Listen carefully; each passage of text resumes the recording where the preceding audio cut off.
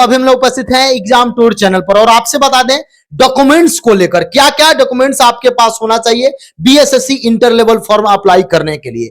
मैं रामांशु सर से चर्चा करूंगा क्योंकि सर सचिवालय में कई एक सालों से कार्यरत रहे हैं और उसके बाद अब शिक्षक बने हुए हैं, तो आप लोग जानते हैं कि सचिवालय में सर पूरा जानते हैं क्या क्या डॉक्यूमेंट्स होना चाहिए, कहां आप लोग को हटा दिया जाता है यदि वो डॉक्यूमेंट्स नहीं है तो आपको बाहर के रास्ता भी दिखाया जाएगा। आप ये यदि सोच रहे होंगे कि जिस तरीका से बीपीएससी समय दे देकर डॉक्यूमेंट्स में सुधार कराई तो वह सचिवालय कराने वाला नहीं है, यानी कि बिहार कर्मचारी चयन आयोग आपको मौका नहीं देगा, तो ये सूची जरूर देखेंगे और अपने इष्ट मित्रों में जरूर शेयर करेंगे। सर आपका स्वागत है एग्जाम टूर। बहुत बहुत धन्यवाद अभिषेक जी। सर सबसे ज्यादा बच्चे लोग में उधेड़-बुन है कि जब हम फॉर्म अप्लाई करेंगे तो हमारे पास क्या क्या होना चाहिए, तो सर इसको लेकर सर आप अभ्यर्थी को क्या क्या बताइएगा, उनके पास कौन कौन सा डॉक्यूमेंट्स होना चाहिए, कौन कौन सा कागजात होना चाहिए। देखिए 4-5 मुद्दों पे मैं डिस्कस कर दूं। जी।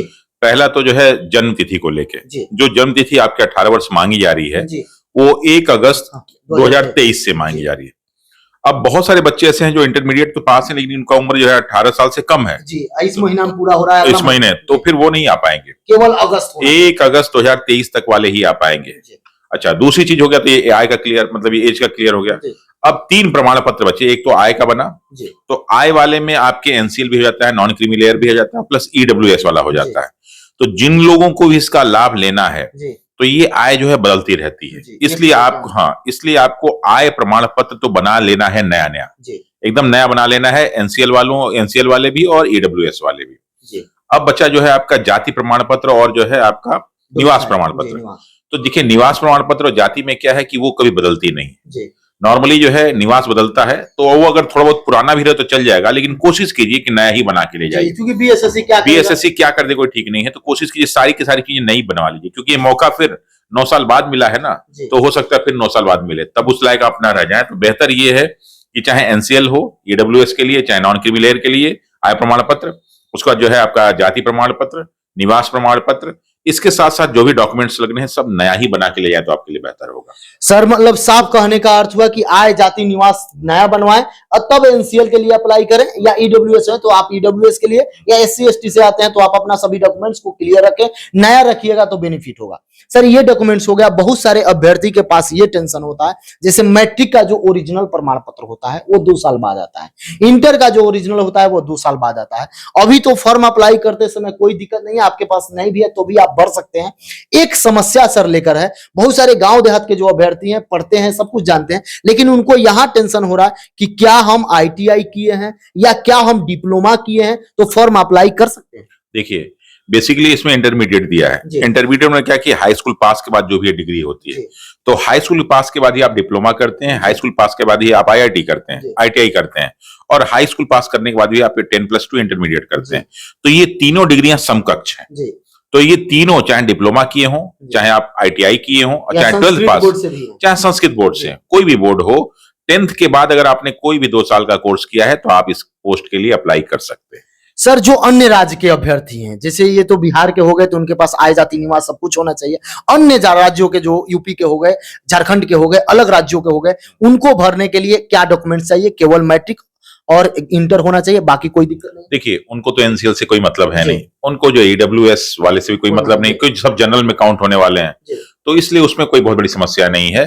उनका मेन समस्या जो है डेट ऑफ बर्थ को लेके होगा और डिग्री को लेके होगा। तो डेट ऑफ बर्थ और डिग्री को लेके वो अपना एकदम क्लियर करके जाएं तो उनके लिए बेहतर होगा। सर सबसे ज्यादा दिक्कत क्या होता है अगर कोई किसी अभ्यर्थी के डॉक्यूमेंट्स में कहीं एरर है, और इस समय तो आप डाल देते हैं, कोई दिक्कत नहीं, जिस तरीका से आप शिक्षक में देखें तो यहां सुधार करने का मौका अभी भी चल रहा है, 1 to 5 के लिए 21 से लेकर 25 तक सुधार करेंगे, लेकिन इसमें सर नहीं दिया जाता है। जिस तरीका से आप देखें कोर्ट में सभी अभ्यर्थी गए, वहां भी अभ्यर्थी हार गए, वो तो सरकार का रहमो करम कहिए कि एनसीएल वाले मुद्दा पर सरकार बैकफुट पर आई और अभ्यर्थी को नौकरी मिला। उस दौरान अभ्यर्थी का यदि कहीं एरर है तो उसके लिए क्या अभी सुधार कर लेना चाहिए प्रयास करके? देखिए अभी 27 से फॉर्म भरा जाना है, तो आपके पास सफिशिएंट अभी 1 हफ्ते का टाइम है, तो जितना भी डॉक्यूमेंट से लेके सब कुछ है एक बार आप रफ कॉपी पे भर लीजिए, और एक एक चीज को जब भी जाइए आप साइबर कैफे में तो एक एक चीज भर के बैठ के मतलब भरवाइए उसको। उसमें बिल्कुल क्यों आप गलती करते हैं भाई, आप नौकरी पाने जा रहे हैं, आपकी एक गलती से कई लोग की जो है खुद की आपकी नौकरी जा सकती है, तो इस तरह की बेवकूफी क्यों करते हैं? और नॉर्मली ये छात्रों की बेवकूफी नहीं होती है, साइबर कैफे वालों की बेवकूफी होती है और परिणाम ये भुगतते हैं। तो बेहतर ये है कि जब भी आप फॉर्म भरिए तो 100 नहीं 1000% अटेंशन लेके फॉर्म भरिए। हो सकता है कि आपको बिल्कुल मौका नहीं मिलेगा, जैसे कोर्ट ने बिल्कुल मौका नहीं दिया था, तो इसमें ही मौका नहीं मिलेगा। और मैं बता दूं आपको कि अगर 20 लाख 22 लाख फॉर्म भरे जा रहे हैं ना, तो उसमें कम से कम 3-4 लाख लोगों के साथ ये समस्या आएगी। और उसमें से बहुत सारे लोग हो सकता था नौकरी पा सकते थे, लेकिन एक छोटी गलती की वजह से वो नौकरी से बाहर हो जाएंगे। इसलिए बिल्कुल ये गलती नहीं करनी है, आपको फर्स्ट एंड लास्ट में ही मान के उसके फॉर्म को सही ढंग से भरना है। अभी बिहार पुलिस में बहुत सारे अभ्यर्थी को छांट दिया गया या इन डॉक्यूमेंट्स को लेकर। सर, इसमें कंप्यूटर डिग्री को लेकर और टाइपिंग डिग्री को लेकर समस्या है। यदि ये दोनों डिग्री अभ्यर्थी के पास नहीं है, फिर भी 90% ऐसा सीट है जिस पर ये लोग भर सकते हैं। जैसे पंचायत सचिव का हो गया, उसमें टाइपिंग नहीं मांगा है, कोई डिग्री डिप्लोमा नहीं मांगा जा रहा है। यही राजस्व कर्मचारी का देख लिया जाए तो डिग्री डिप्लोमा नहीं मांग रहा है। तो उन अभ्यर्थियों को क्या कहिएगा जो केवल इंटर पास है उनके लिए? देखिए, इंटर पास उनके साथ कोई समस्या नहीं है, क्योंकि बहुत बड़ी डिग्री, बहुत बड़े पोस्ट ऐसा है 90% करीब, जिसमें सब चाहिए ही नहीं। हाँ, लेकिन जो है आपका टाइपिंग जानते हैं, जो कंप्यूटर जानते हैं, तो उनके लिए बेनिफिट दिया गया है। तो उनके पास ऑलरेडी डिग्री होगी, और बेहतर हो कि जो 12th पास वाले बच्चे भी हैं, अगर इस तरह का बन जाए, क्योंकि ऐसा नहीं कि बहुत मान्यता प्रताप संस्थान और ये होता है, कोई बहुत जरूरी नहीं होता, नॉलेज चाहिए। तो अगर उनके पास तो अभी से टाइपिंग करना शुरू कर दें, अभी से कंप्यूटर के बारे में सीख जाए, और उसकी तो नॉर्मली मिल ही जाता है, तो वो उसका यूज कर लें तो उनके लिए बेहतर होगा। जो अभ्यर्थी यदि एग्जाम टूर पर रहे हैं तो चैनल को सब्सक्राइब कर लें, लोगों में शेयर करें। सर सभी कागजात के बारे में बता दिए।